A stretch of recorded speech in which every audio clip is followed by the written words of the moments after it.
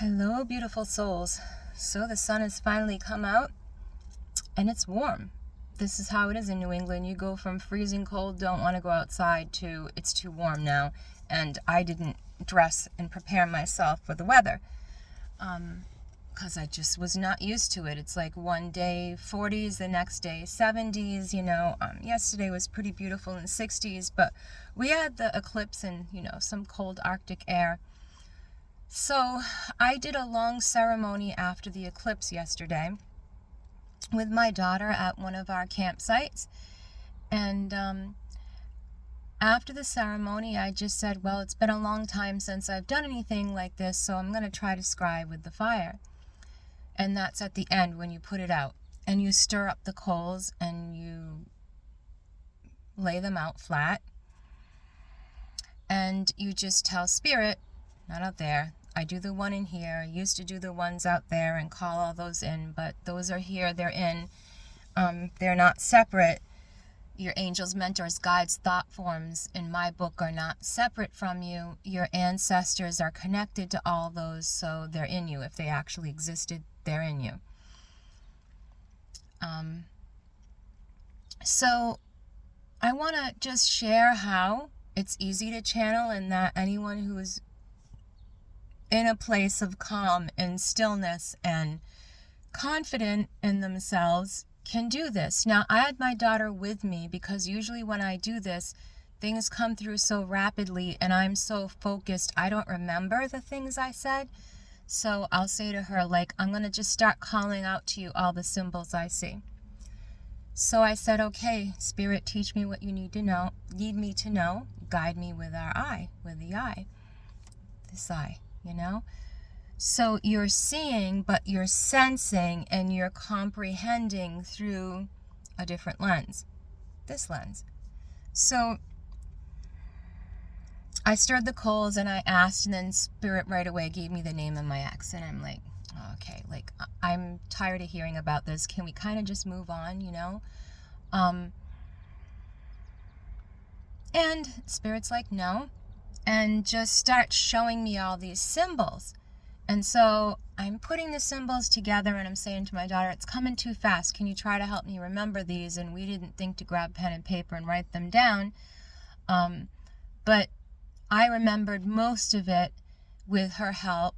And so it was all symbology on the same stuff, the same reptilian Pleiadian stuff that's rampant right now and is supposed to be.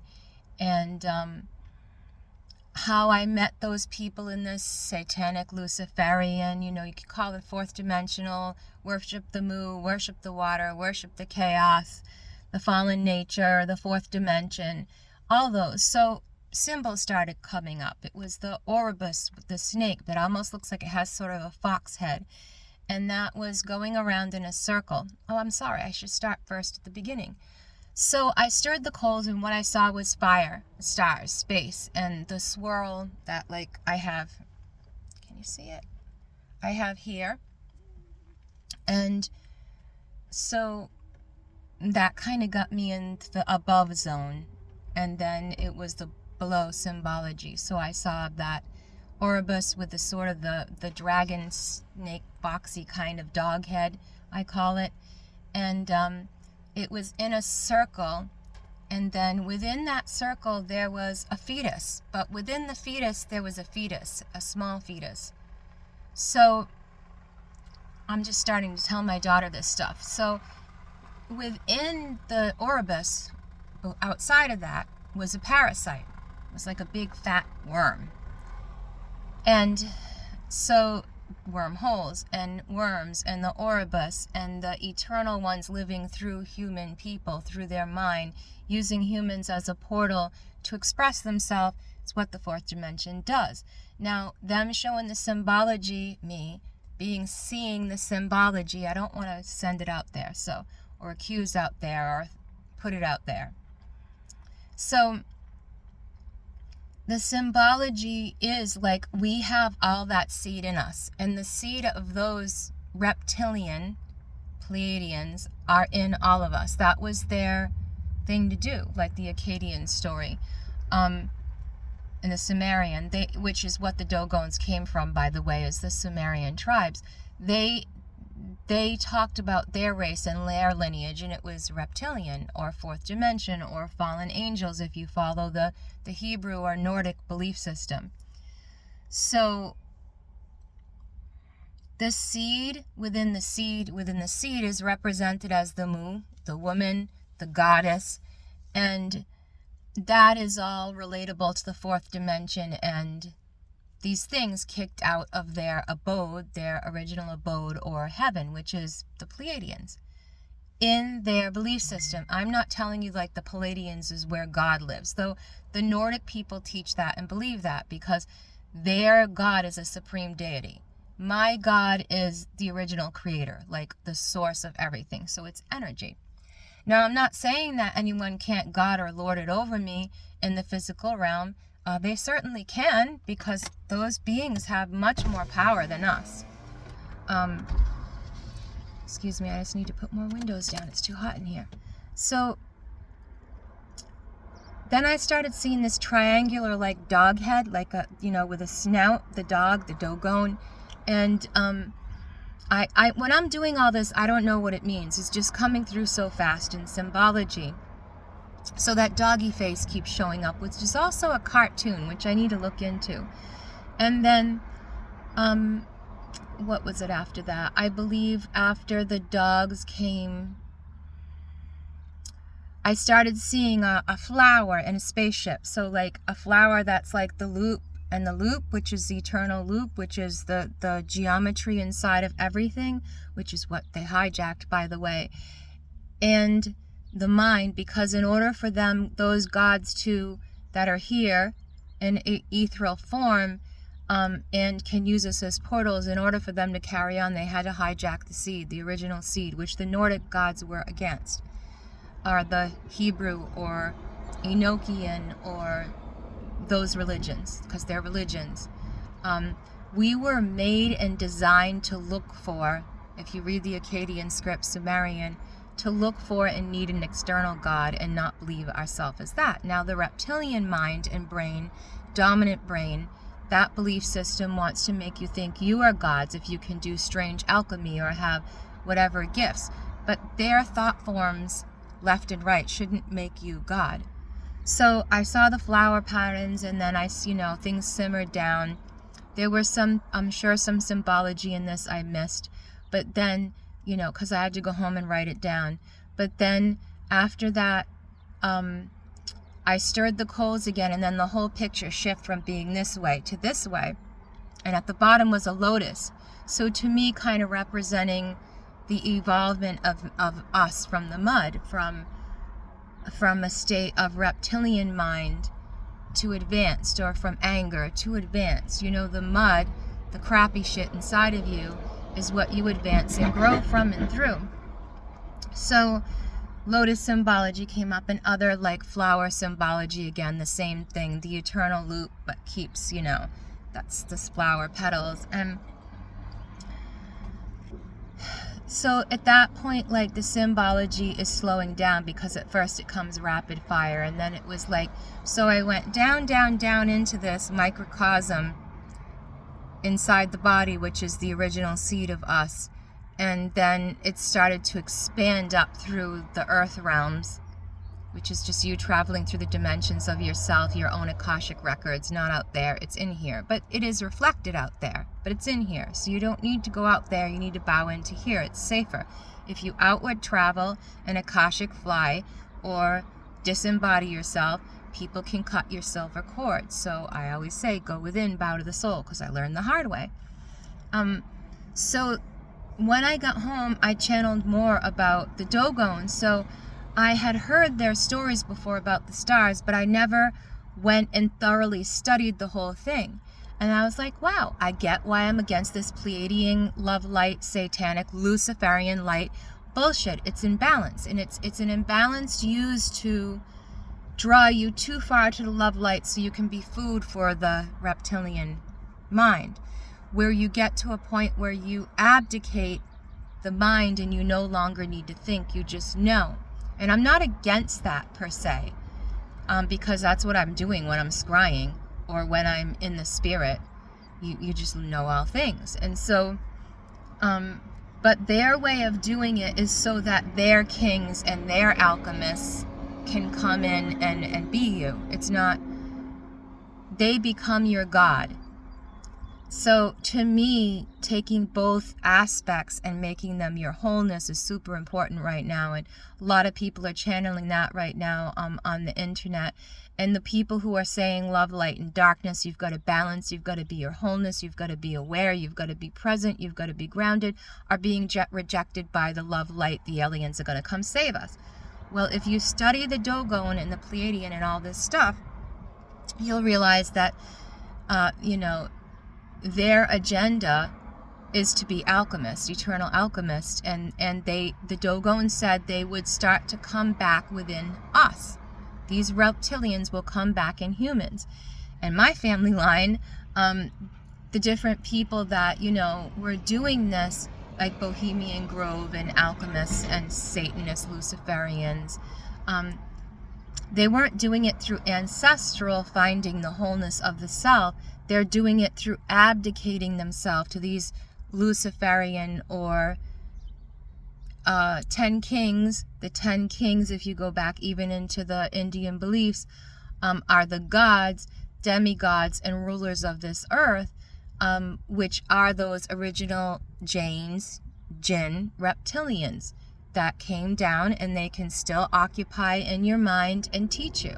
You don't overcome them, they're going to eat you. It's kind of like the mind. Whichever wolf you feed, if you don't feed, you feed one or the other too much, they're going to take you over.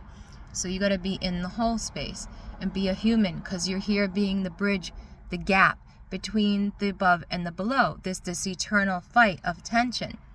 And you're not that. And if you want to, be that, you can be that. But I want to be my wholeness here and now, which is what I came to be. Because I want to warn people and have warned people about this reptilian Pleiadian agenda. I'm not saying all the Pleiadian is bad. I don't think the Nordic is, but the Nordic was for us evolving on our own and no one freaking with our genetic system to just allow humans to evolve on their own. Not like, like they all do on the reptilian Pleiadian side, is I tell you how they get your kundalini going too much so that they can take from the crown and life force. And they've got to do that with attachments and different things I've spoken of, like the third eye, front and back here, which kind of goes a diagonal into the back of the head.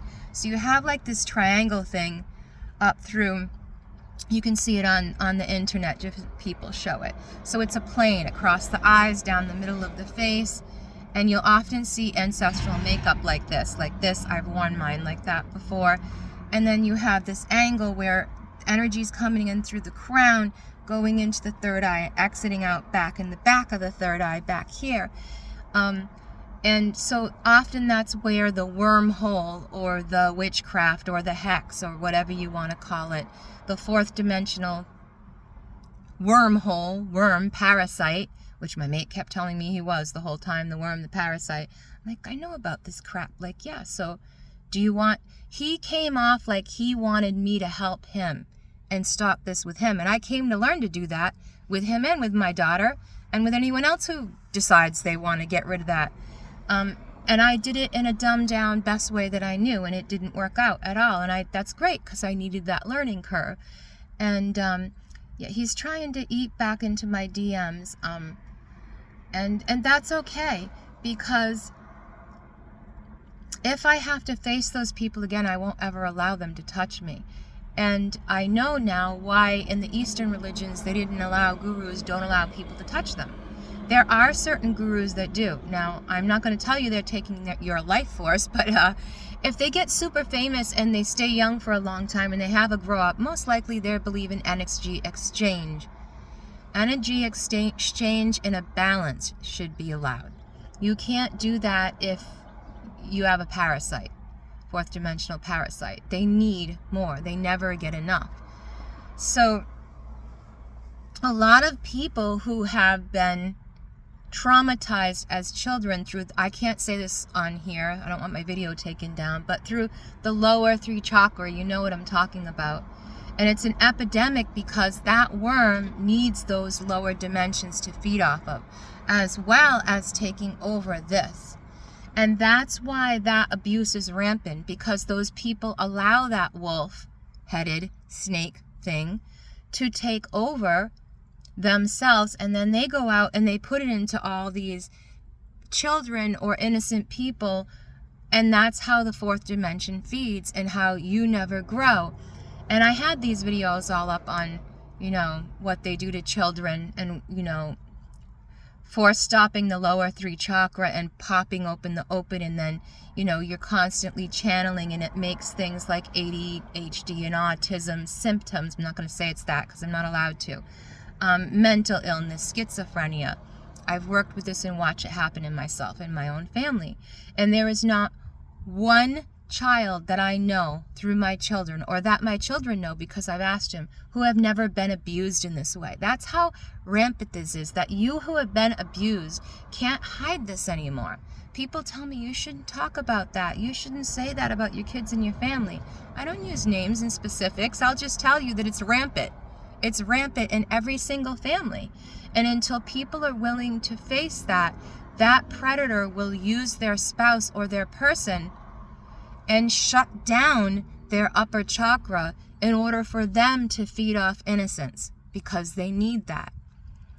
So this is how they're planting their seed, and that's how they get their reptilian. You get forced into the lower brain here, and then being in that fear, condemnation, shame, dysfunctional state, it's used to hijack that part of the brain, because that's what they live out of. They're not, if you study reptilians, emotionally sound beings. Now the Nordics are up there in the super white light perfection.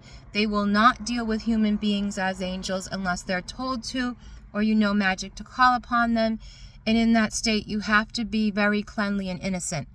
I don't know why, but I was allowed to work with these beings, probably because, these two warring mind entities need to create their balance in a system, so they use people as a bridge. Like I said about this guy, this is more how I relate to it now, working with death, destruction, the mounds, my ancestors. So I've moved more into the Polaris, the soul, and working with the soul star and my own polarity, which I believe in ancestry, which I believe is how the right way you get to the Nordic heaven and evolve to these other states and other places, if that's where you came from.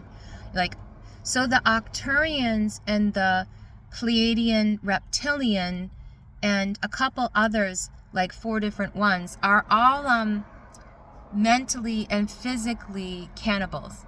That's where the Cabal comes from, and the Canaanites and the Baal worship.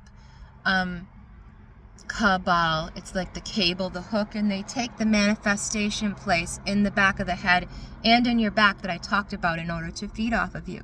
So people are going to disagree, but I'm going to say, the ancient Sumerian teachings are in the Dogon. Go back and read and listen to all the Dogon stuff. They will tell you until recently they practiced cannibalism, and they took in and on the spirit of certain dead people. Now the Gorai or the Gori or Gori, different people call them different things. They also do this, but in a ceremonial, different way than just being outright, our society is cannibalistic. So that's not legal anymore. So they have to find another way to feed. And that is through these lower chakra and through your mind and through the imbalances of your mind body that are perpetrated here on this earth. So I am not against people who say they're Pleiadians or believe in this and that's their path. I'm just telling you, find the original source of these stories. Don't go with the new age whatever. And people are like, oh yes, but like I used to, and my daughters used to think, you need to save these fourth dimensional creatures. They're, thingies too, and they need to. No, they don't have emotional intelligence. They're super smart, but they don't have emotional intelligence. And they don't have love and a pure heart, and they don't want to go through the heart. Everything is circumventing having to work and having people be slaves for them. Entities and other people like us, lower dimensional slaves of them. And they'll tell you, oh, that's how everything is. Energy is a give and take. Let me take your life force and get you into this eternal loop. So I've said before, I'll put up that video later because I haven't yet, I don't think, how if you study these ancient belief systems, they were, sorry, this is a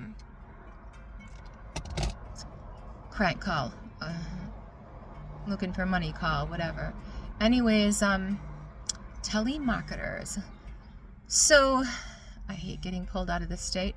Anyways, they were and did practice cannibalism, Baalism, since a long time ago. And there was this, oh yes, in my video, I was talking about how long time ago in the 60s, on a sci-fi program, these aliens came and they convinced people to go with them because they were so wonderful and good and enlightened and amazing beings. And then these people went with them because they're shapeshifters. They can take on any shape and any form of any deity or anything out there, and dwell within that being like a parasite. So it may look like a Nordic or it may look like a whatever, but it's really a reptilian. And it's a parasite.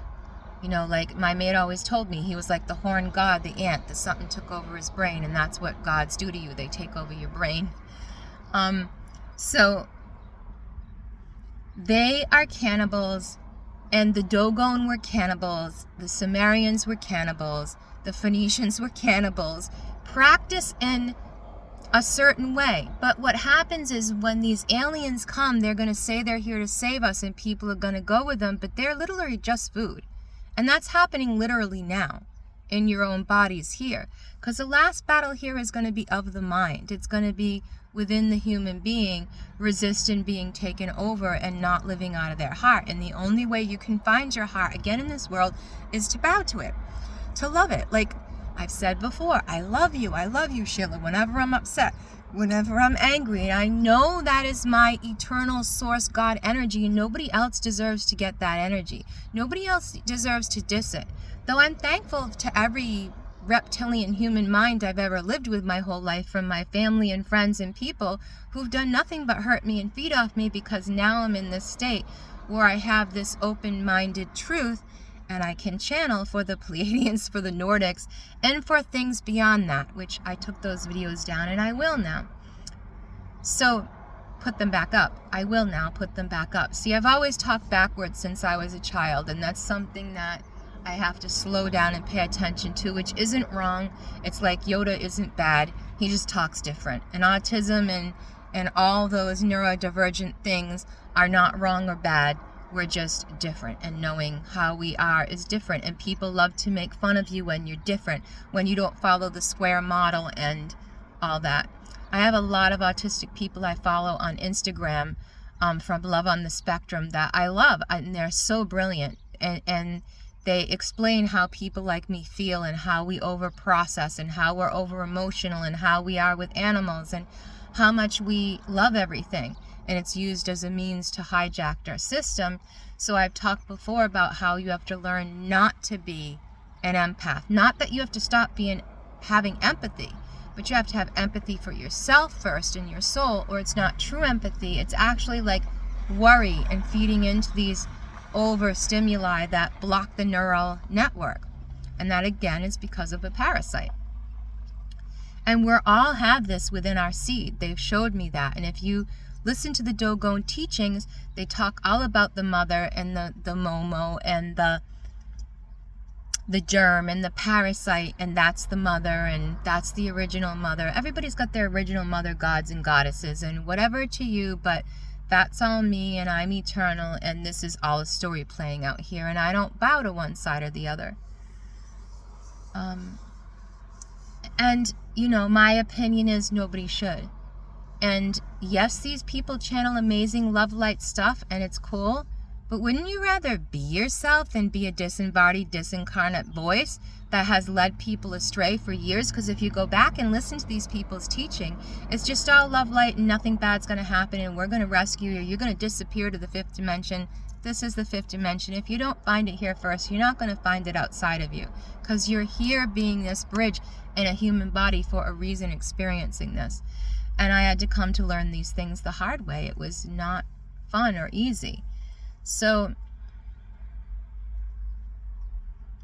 am I putting myself above? Not in an ego way. I'm putting myself above in an electrical current way, where I've worked with both worlds.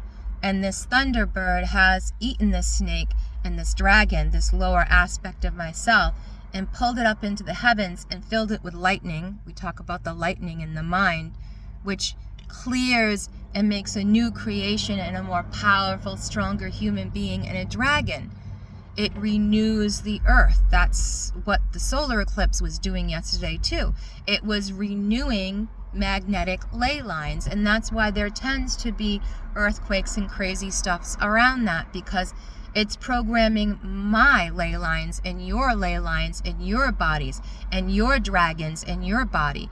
And the dragons are the spirits where the earth, the air, the water, the fire, and the ether, all the elementals meet in your body and on the land. So where the sky meets the hill, meets the trees, meets the mountains, meets the water, those are all different ley lines. So I have to wrap it up because I have a minute left on my phone before it gives up. So I learn. I am wrong. That's why this is a vlog, and I let people learn with me to go through removing the parasite and the insanity, so you can be free and move ever on and go up your own pole star and go to the Nordic or the heaven or whatever you believe the ancestors are on your own, without a parasite keeping you here eternally. So you eternally are forced to evolve, and evolve in their way, not your original design. And your original design is your birthright, and they took that from you, as well as this earth, via your body and your mind. Thank you.